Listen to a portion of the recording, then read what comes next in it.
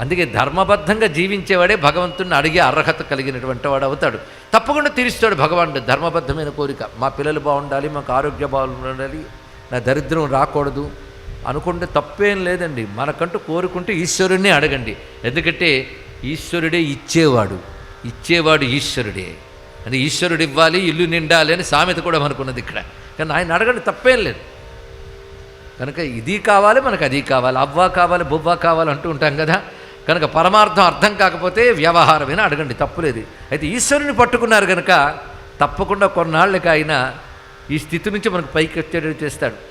చాక్లెట్ల కోసం ఇచ్చే పిల్లవాడికి తల్లి చాక్లెట్లు ఇవ్వదా అండి? ఇస్తుంది. కానీ బ్రతకంతా చాక్లెట్లే తిను నాయనా అని దీవించదు. అది ఇచ్చినప్పటికీ వాడిని అలాగా ఉన్నత స్థితికి రావాలని కోరుకుంటుందో, ఈశ్వరుడు కూడా మన కోరికలని చాక్లెట్లు తీర్చినా పరమార్థం కూడా అందిస్తాడు. ఇది తెలుసుకుని మనం మృత్యుంజయ ధ్యానం చేసుకుందాం. ఇప్పుడు ఈ మూర్తిని చూస్తుంటే మొత్తం అమృతంతో తడిసిపోయాడు. పైగా నెలవంక ప్రకాశిస్తోంది పైన, చంద్రశేఖరుడు. అందుకే నిన్న మార్కండేయుడు చివరికన్న మాట గుర్తుందా? ఒకరోజు చెప్తే రెండో రోజు మర్చిపోతామే ఏంటి మనం? చంద్రశేఖరమాశ్రయే మమ కిం కరిష్యతి వయ్యమః.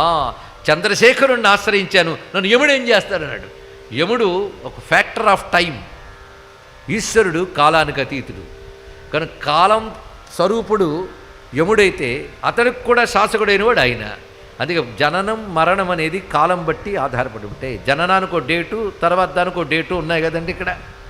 ఇది కాలస్వరూపం. ఈశ్వరుడు వాటికి అతీతుడు. అందుకే జనన మరణాలకు అతీతమైన అమృతత్వము ఆయన ఇవ్వగలడు. అందుకే చంద్రశేఖర అంటూ ఆయన ఆశ్రయించాడు. యముడు నన్ను ఏం చేయగలడన్నాడు. కాలాతీతుడిని ఆశ్రయించిన వాడికి కాలం ఏం చేస్తుంది?